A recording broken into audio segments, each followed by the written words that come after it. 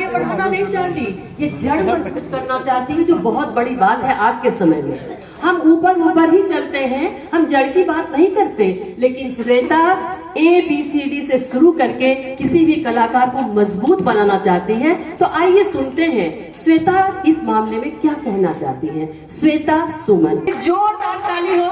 ताली में तो दम ही नहीं है, वो बात। माँ सरस्वती को नमन करते हुए इस सम्मानित मंच पर मैं सबसे पहले अपनी उप महापौर श्रीमती वसुंधरा लाल जी का सम्मान करते हुए इस अवसर पर वो उपस्थित हैं, मैं उनको प्रणाम करती हूँ। साथ में मेरे साथ बहुत ही दो अभिभावक तुल्य निशा दीदी और ओलुपी दीदी हैं, जो बहुत ही सशक्त प्रेरणा है कला जगत के लिए, मैं उनको भी प्रणाम करती हूँ। विजय अंकल बहुत ही हमेशा अभिभावक तुल्य हैं, उनको उन सबको प्रणाम करती हूँ। और कला संस्कृति युवा विभाग के जो युवा अधिकारी अंकित रंजन जी, जिन्होंने इतना बड़ा प्रयास किया और इस विषय को लाया कला से सशक्तिकरण की ओर।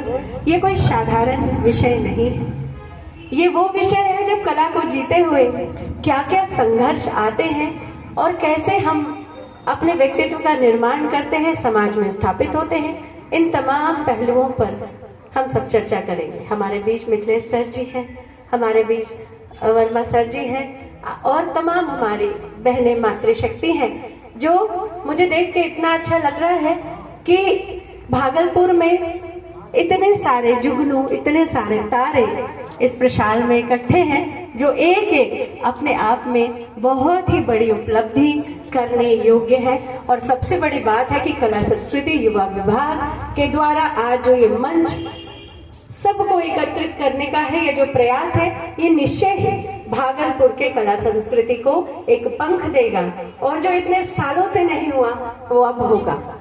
ये विश्वास हम सबके मन में आ रहा है और इसके लिए मैं फिर से विभाग का सभी अधिकारियों का एक बार फिर से बहुत बहुत धन्यवाद करती हूँ। दोस्तों, आज का विषय है कला से सशक्तिकरण की ओर। पहले जब हम महिलाओं की बात करें तो प्राकृतिक रूप में महिलाएं माइक्रो मैनेजमेंट जिसको कहते हैं, वो जन्म से वो लेकर आती हैं, क्योंकि सुई से लेके रुई तक का जो प्रबंधन वो घर में करती हैं। जो माइक्रो मैनेजमेंट है वो अपने आप में बहुत सशक्त है और भारत की सनातन संस्कृति ने महिलाओं को शक्ति रूप का दर्जा दिया है, दया रूप का दिया है, करुणा रूप का दिया है और कई रूपों में वो पूजी जाती हैं और ये नव दुर्गा, नव शक्ति इसका प्रतीक है। तो हमारे देश में कला संस्कृति का जो विषय है वो बहुत ही व्यापक है और सच में कला संस्कृति ही है कि आज हम अपने संस्कृति से परिचित होते हैं। 100 साल, 4000 वर्ष पहले क्या हुआ, 400 वर्ष पहले क्या हुआ, किस काल में क्या हुआ, किस कालखंड में, वो सभी चीजें प्रतीकात्मक रूप से हमारे बीच उपस्थित हैं और वो तमाम यात्राएं और यातनाओं से गुजरती हुई महिला अपने आप को स्थापित करती है। एक समय था आजादी के पूर्व, आजादी के समय आक्रांताओं ने कई बार हमारे सांस्कृतिक क्षण को ललकारने का प्रयास किया, लेकिन भारत एक ऐसा सशक्त प्लेटफॉर्म है या एक सशक्त देश है जहां की स्थापित करके कला को लेकर महिलाएं पुरुष सभी आगे बढ़ते हैं। चाहे वो राजा राम मोहन राय हो जिन्होंने सती प्रथा को खत्म किया, हम तब भी चुप रहकर, तो कभी देवत्व रूप के जो पुरुष होते हैं वो महिलाओं को समझते हैं और उन बातों को लेकर के आगे बढ़ते हैं और उन्हें सहयोग, प्रोत्साहन और वो मान सम्मान देते हैं जिसकी वो अधिकारी है। कला संस्कृति में मेरा विषय नृत्य और संगीत का है, कविता का है। तो पोर में जब कुछ विषय देखती हूँ तो संवेदनशीलता पर मेरे कलम और उस विषय पर कुछ रचना हो, ये रचनात्मकता की ओर मैं प्रेरित होती हूँ और सब कुछ यहीं से मिलता है, समाज से मिलता है, आसपास के सरोकार से मिलता है। तो बचपन से जो जीवन रहा वो सच में उस वक्त नहीं पता था जब जीवन में नृत्य के रूप में, संगीत के रूप में माता पिता ने कला को, संस्कृति को जीवन में दिया। और मैं मानती हूँ कि ये मेरे जीवन का सबसे बड़ा भेंट, सबसे सुंदर उपहार है जो मुझे, मैं पटना में रही, दिल्ली में रही या कहीं भी मैं गई, तो मुझे स्थापित होने में जो सबसे बड़ा जो सशक्त माध्यम बना वो कला संस्कृति ही बना। मेरे विद्यालय में, विश्वविद्यालय में या आज समाज में जहां मैं हूँ, तो मुझे लगता है कि कला संस्कृति और कला से सशक्तिकरण का अपना एक बहुत ही व्यापक दृष्टिकोण है जो केवल मनोरंजन तक सीमित नहीं है। वो तालीम, अनुशासन, लयबद्ध होके चलना अपने आप में बहुत सी यात्राओं का वो प्रतीक है। हम 3 ताल में चलते हैं, अनुशासित होते हैं, लय से बाहर नहीं जाते। और महिलाओं की प्रतिक्रिया भी पहले विलंबित लय से होती है। हम विलंबित लय में कोई बात बड़ी धीरे से रखते हैं, जब सुनी नहीं जाती तो हम द्रुत लय में जाते हैं, और जब मध्यम लय में जाते हैं, जब द्रुत लय में बात होती है तो समझ जाइए कि वो द्रुत लय कहीं ना कहीं किसी बड़ी बात की ओर इशारा कर रहा है। तो ये द्रुत लय हमारे जीवन में उसका प्रतीक है। तो 3 ताल लयबद्ध होकर जब हम अपनी उपस्थिति दर्ज करते हैं, वो चाहे पेंटिंग ब्रश के माध्यम से हो या घुंघरुओं के माध्यम से हो या गायन वादन के माध्यम से हो, वो बहुत ही सशक्त उपस्थिति होती है। और उपस्थिति को आंख बंद करके नकारा नहीं जा सकता है। समावेशित करने की एक परंपरा, एक शैली और एक उद्देश्य और एक इंटेंशन यानी नियत होनी चाहिए। आज जो ये प्रयास है वो कला के लिए बहुत बड़ा प्रयास है, कोई छोटा मोटा प्रयास नहीं है। आज इतनी बहनें, हमको पता है कि जब हम टीन एज में थे बहुत सारे बच्चे प्रतिभावान होते थे, लेकिन उन्हें मंच नहीं मिल पाता था, उनको प्लेटफॉर्म नहीं मिल पाता था और उनकी कला उनके जीवन के साथ समाप्त हो जाती थी। लेकिन आज विषय है दोस्तों कि हम अपने आप को न भूलें।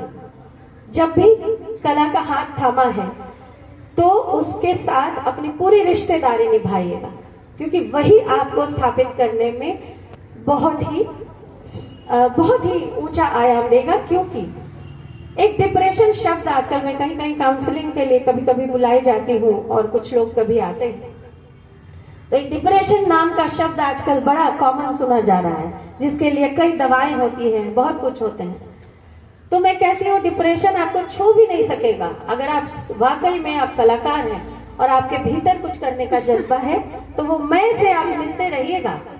आप सबका ध्यान रखिए, सबकी जिम्मेदारियों को उठाइए, लेकिन अपने भीतर का जो मैं है, मैं मतलब स्वार्थी होना हरगिज नहीं होता है। अपने आप को, अपनी पहचान को, अपनी भागीदारी को, अपनी उपस्थिति को, अपनी आर्थिक स्वावलंबता बना के रखना भी हमारी अपनी जिम्मेदारी है। जैसे समाज हमसे उम्मीद करता है कि हम सबकी जिम्मेदारियों को उठाएं, वैसे ही हम समाज से भी उम्मीद करते हैं कि हमारी इस यात्रा में थोड़ा सहूलियत बनाए, हमें अपने सशक्त रूप से खड़े होने में वो आयाम दे, वो कालीन दे। क्योंकि कालीन अगर आपके जीवन में रेड कारपेट है तो वह यूं ही नहीं है, बड़े कांटों पर चलकर वो रास्ते बनते हैं। तो कला संस्कृति ने हमेशा, कोरोना काल इसका गवाह है कि कला संस्कृति के माध्यम से बहुत से ऐसी आबादी कलाकारों ने डिप्रेशन में जाने से बचाई। हम लोगों ने भी कई ऑनलाइन शोज किए, कई परिवार जुड़ते थे और उससे एक नियमित भावना से जुड़े। तो कला संस्कृति का अपना एक बहुत बड़ा आयाम है। नारी सशक्तिकरण में इसका बहुत बड़ा उपयोग और योगदान है। जरूरत है कि हम सही दिशा में तालीम लें, सही दिशा में उसे सशक्त स्वयं को बनाएं, कला को बनाएं, उसे सीखें और आर्थिक स्वावलंबन की ओर हम उसे बढ़े। क्योंकि पोषण तभी होगा जब हमारे अंदर के आइडियाज और बहुत सारी चीजें, पोषण तभी संभव है जब हम स्वावलंबन की ओर रहें और आर्थिक स्वतंत्रता हमें मिले और आर्थिक रूप से हम उसको सशक्त बना पाए। सबसे पहला डिमांड है ये कि किसी भी चीज के पोषण के लिए, कला के पोषण के लिए, कलाकृतियों के पोषण के लिए उसकी आर्थिक संपन्नता होना बहुत जरूरी है। कभी कभी जिनके अप्रोच होते हैं या जो पैसे से बहुत समृद्ध होते हैं वो कला को लेके अपने बल पर तो बढ़ जाते हैं, लेकिन कई ऐसे गुणी कलाकार हैं जो इसके अभाव में रह जाते हैं। तो अपने भीतर किसी पूर्वाग्रह के चपेट में बिना आते हुए लक्ष्य बनाए, तालीम लें। और कुछ पंक्तियां मैंने आज लिखी हैं सबके लिए, क्योंकि अभी सब वक्ताओं को भी सुनना है, तो कुछ पंक्तियों से मैं अपनी बात को विराम दूंगी। आओ चलो कुछ रूमानी करते हैं, आओ चलो कुछ रूमानी करते हैं, पाँव में घुंघरू बांध कुछ तूफानी करते हैं, कंठ को स्वर देते हैं, शब्दों को अलंकार से सजाते हैं। कंठ को स्वर देते हैं, शब्दों को अलंकार से सजाते हैं, अपनी भुजाओं पर अनगिनत जिम्मेदारियों को थाम सकते हैं। तो क्या खुद से खुद की रिश्तेदारी नहीं संभाल सकते हैं? तो क्या खुद से खुद की रिश्तेदारी नहीं संभाल सकते हैं? ये आसमां और जमीन उतना ही तुम्हारा है जितना कि सबका। यह आसमां और जमीन उतना ही तुम्हारा है जितना कि सबका। तो करो सफर अपने अंदाज में कि ये सफर तुम्हारा भी है जितना कि सबका, कि ये सफर तुम्हारा भी है जितना कि सबका। हसरतों के दिन होंगे तो चुनौतियों की भोर भी होगी। याद रखना बहनों, आसानी से कुछ नहीं मिलता। हसरतों के दिन होंगे तो चुनौतियों की भोर भी होगी। निखर के तुम संवर जाना और शान से कहते रहना, चुनौतियों की भोर से मेरी शाम भी संवर गई। चुनौतियों की भोर से मेरी शाम भी संवर गई, मैं और भी निखर गई, मैं और भी निखर गई। तो हमारी बहनों से मैं यही कहना चाहूंगी कि हर दिन अपने आप को निखारते रहिए। और कला एक सशक्त माध्यम है।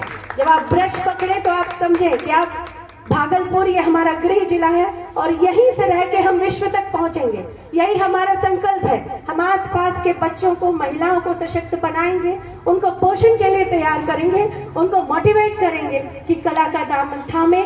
यही आपको विश्व स्तर पर ले जाएगा और हम यहीं से अपनी यात्रा करेंगे, अपनी गृह जिला की से अपनी संस्कृति की यात्रा करेंगे, अपने बिहार के लिए यात्रा करेंगे। तो आप सबका साथ, आप सबका विश्वास और आप सबके सहयोग में हम सब मिलकर आगे बढ़ेंगे।